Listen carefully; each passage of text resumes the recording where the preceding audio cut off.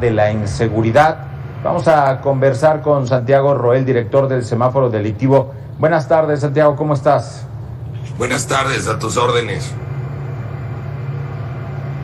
Pues la estrategia y los delitos que se cometen en este país, ¿cuántas entidades, digamos, están en semáforo rojo en diferentes delitos? ¿Hay alguna entidad que se salve de esta ola de violencia? Mira, generalmente para ese tipo de análisis nos vamos a la tasa de homicidios, porque es uno de los indicadores más precisos que tenemos y además uno de los más preocupantes, ¿no? Entonces te puedo decir, acaban de salir datos hoy en el Sistema Nacional de Seguridad, entonces tenemos fresca la información y te puedo decir que los peores estados, es decir, los estados que tienen la tasa más alta de homicidios en el acumulado del año son en primer lugar Chihuahua, Baja California, Colima, Zacatecas, Sonora, Guanajuato y Morelos. Todos ellos tienen más del doble de la tasa nacional de homicidios. Entonces estarían en nuestro semáforo en doble rojo, ¿no? Es una situación muy complicada. Estos son los peores estados. Los mejores estados, por el contrario, y te los doy en orden, ¿no? De menos a más, de los que tienen las tasas más bajas, sería Yucatán, Coahuila, Aguascalientes, Baja California Sur e Hidalgo. Son los estados con las tasas más bajas en homicidios. Entonces, por ahí te vas dando cuenta de dos cosas. Hay estados en esta mezcla, hay estados que han trabajado bien la seguridad, como es el caso de Yucatán, y que además han podido mantenerse un poquito lejos de esta lucha de plata y plomo de los grupos de narcotráfico. Esto es muy importante, porque cuando hay dos o más grupos que se compiten en la plaza, es cuando se viene una alza, un incremento muy fuerte en la tasa de homicidios. Y aunque seas uno de los estados más tranquilos, de repente se te puede complicar tremendamente. Pero podemos decir en términos generales que Yucatán ha manejado muy bien el tema de seguridad con varias estrategias. Se ha mantenido el mismo director o secretario de seguridad durante diferentes administraciones, invierten en ello, en fin, sería uno de los estados más tranquilos, ¿no? Y por el contrario tenemos todos estos estados doble rojo. Pues sí, esa ha sido la estrategia de Yucatán. Ahora, tienes estados complicados en donde también ha habido una buena estrategia por parte de autoridades estatales y municipales. Yo destacaría el caso de Nuevo León, por ejemplo, en donde hay muy buena coordinación entre autoridades municipales y estatales. Hay un secretario de seguridad que permaneció durante casi todo el sexenio, va a repetir el encargo ahora con la nueva administración y se trabaja continuamente el mejoramiento de los cuerpos de policía, las campañas preventivas y el trabajo de muchas ONGs alrededor del tema contribuye. Los medios de comunicación informan bien, con puntualidad, y bueno, pues aquí nació el semáforo delictivo en Nuevo León, ¿no? Por el contrario, hay estados donde se les ha complicado tremendamente. Sonora hacía muy buen trabajo en materia de seguridad, pero Sonora está inmerso en esta lucha tremenda entre varios grupos de narcotráfico, y a pesar de lo que había aprendido a hacer a nivel estatal y municipal, pues se le ha complicado tremendamente la situación. Ahora, en la estrategia nacional, los niveles, los índices, los promedios no han podido bajar, aunque hoy precisamente la autoridad pues mostraba datos donde dice que sí.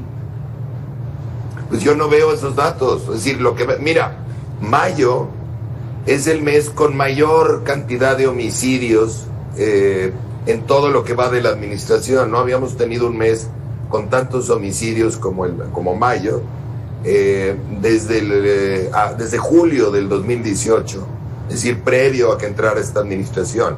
Esta administración tiene el índice más alto de homicidios en el acumulado desde que entró comparado contra otros sexenios.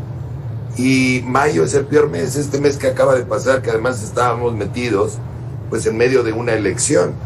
Y eso es doblemente preocupante, ¿no? Porque obviamente estaban en campaña y obviamente hubo intenciones del crimen organizado de inferir en las elecciones, en las campañas, y de alguna manera inferir en los resultados de la elección. Esto fue claro en algunos municipios y estados, como se ha ido ventilando recientemente en los medios de comunicación por algunos que sufrieron agresiones y bueno, tuvimos asesinatos incluso de candidatos. Entonces, es un fracaso la estrategia de seguridad de la administración federal, porque el tema de la administración federal es justamente estos tipos de homicidios, estas ejecuciones muy violentas, muy públicas, que es la típica ejecución de narcotráfico. Y esto es lo que se nos ha incrementado. Mientras ha bajado el homicidio ordinario con la pandemia, se ha mantenido alto, incluso se ha incrementado. Y esta es una responsabilidad del gobierno federal. Para eso fue creada la Guardia Nacional y para eso nos dijeron que también iban a regular algunas drogas, para quitarle el poder económico a estos grupos, pero ni una cosa ni la otra. Estamos en el peor escenario.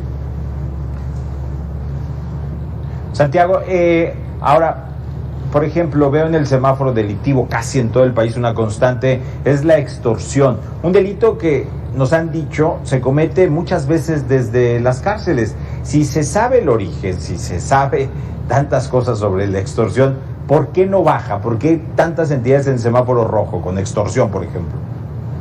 Pues mira, ahí está mezclado tanto el pedir piso, que eso es ir a algún negocio, a alguna casa a extorsionar, como el chantaje telefónico, que es el que tú comentas y se realiza desde muchas veces, la mayoría de las veces desde los penales, ¿no? Como mencionas, o centros penitenciarios. Pues mira, te da una idea del grado de corrupción que hay en estos centros penitenciarios.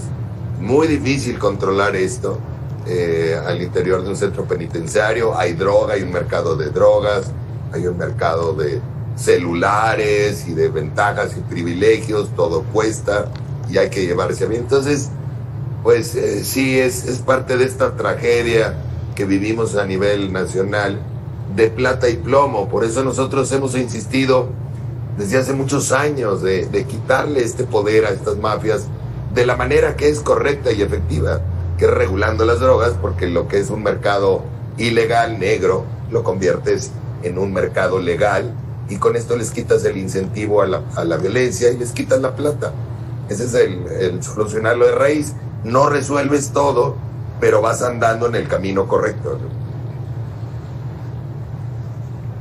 Nos mencionabas ahorita que esta administración es la que pues mantiene altos índices en homicidio. Quiere decir que la seguridad prometida tal vez con la Guardia Nacional y con otras políticas que implementó esta administración no ha funcionado. Es evidente que no ha funcionado porque no solamente están altos los índices, sino que incluso han incrementado. No se ha resuelto nada y además con un grave ingrediente en la receta, que es toda esta militarización de la Guardia Nacional. Es preocupante y ahora se está planteando todavía un incremento en esto, el pasar de plano de lleno a la Guardia Nacional, a la Secretaría de la Defensa, al mando militar, al control militar, cuando sabemos que ningún país democrático lo maneja así. Una cosa es el ejército encargado de la defensa nacional y otra cosa es la policía, muy diferente, que debe estar encargada de la seguridad pública justamente y donde intervienen factores de prevención y demás. Obviamente te puedes coordinar con el ejército como se hace en Nuevo León, en Sonora y en la mayoría de los estados, pero ese es otro tema, es para un caso extremo, es una excepción, no por regla, ¿no? Entonces, se nos dijo que la creación de la Guardia Nacional no iba a ser por ahí, sí ha sido por ahí, se nos dijo que era temporal, no ha sido temporal y no se ha resuelto nada, porque, insisto, no han querido realmente atender la causa del problema, que es el mercado negro de las drogas, que es tremendamente perverso y poderoso porque te va corrompiendo a la sociedad y te va corrompiendo al gobierno también. Y ahí sí los hemos visto muy cobardes para tomar las decisiones correctas. Este año una vez más patearon el bote patearon la decisión hacia adelante, se la llevaron, no quisieron el Congreso manejarla en esta época, pues porque era un año electoral. Entonces, bueno, pues ahí seguimos en México con lo de siempre, cobardes para tomar las decisiones correctas, para tomar decisiones firmes y realmente resolver los problemas, y no envolverlos en este rollo político y en estas estrategias muy peligrosas que es militarizar al país. Aquí sí estamos muy preocupados porque ninguna democracia moderna avanzada tiene estas estrategias. Es muy claro que esto no va a tener ningún efecto positivo en la seguridad del país, que sigue siendo el reclamo de la sociedad, un país en paz, y con otros riesgos adicionales por tener al ejército en estas tareas. Santiago, de estados en semáforos, que sus semáforos pintaban algunos indicadores en verde, en lugar de aumentar estos semáforos verdes, ¿sientes que han decrecido, que nos quedamos prácticamente con Yucatán nada más? No, mira, habría que ver lo que nosotros llamamos la parrilla. Es muy rico la herramienta del semáforo delictivo, porque ahí puedes hacer muchos comparativos y ver qué delitos están en rojo y en verde a nivel estatal. Y luego, si tienes dudas, te puedes meter incluso a los semáforos estatales y ver los municipios. Es muy interesante porque a vista de pájaro ves muchos resultados. Yo te diría, en resumen, traemos dos preocupaciones al observar el semáforo de mayo, y es todos estos delitos de crimen organizado que están en rojo, como es el narcomenudeo, la extorsión y el homicidio. Del otro lado tenemos varios delitos en rojo, que son todos los delitos sociofamiliares, las lesiones dolosas, la violación, la violencia familiar y el feminicidio, que incluso tienen un incremento importante con respecto al mismo periodo del año anterior. Entonces no solamente están en rojo, sino que están más en rojo, déjame decirlo así, que el año pasado. Si hablamos de estados, pues ahí puedes ver quién está en rojo y en amarillo en el mes. Es interesante, y luego cada 3 meses nosotros hacemos un comparativo con otra metodología, ¿no? Pero si tú ves el semáforo y ves la parrilla, por ejemplo, Aguascalientes tiene los delitos sociofamiliares en rojo, pero todo lo demás está en verde. Baja California Sur sí tiene algunos de narcotráfico y algunos sociofamiliares. Déjame decirte, Chiapas también lo veo tranquilo por crimen organizado. La Ciudad de México está tranquila tanto en delitos patrimoniales como en crimen organizado, etcétera, ¿no? Por el contrario, tienes estados con muchos rojos en su parrilla. Sonora es uno de ellos, Tlaxcala es otro, Querétaro, Guanajuato, Durango, en fin. Y esto pues ya es más detalle, no quiero aburrir a tu auditorio con esto, ¿no? Pero, pues sí, tenemos 2 columnas que nos preocupan en todos los estados: delitos de crimen organizado y sociofamiliares. Lo patrimonial, los robos, se han mantenido bajos gracias al confinamiento, y en algunos estados por la buena labor, pero está en verde el robo a vehículos, y está en amarillo, se ha mantenido en amarillo, que no es malo, el robo a casa y el robo a negocio. Pues Santiago Roel, director del semáforo delictivo, te agradecemos mucho esta conversación con Mega Noticias TVC. ¿Te puedo hacer un último comentario con tu inquietud? Que es, por favor, lo que funciona a nivel estatal y municipal es el trabajo con la comunidad.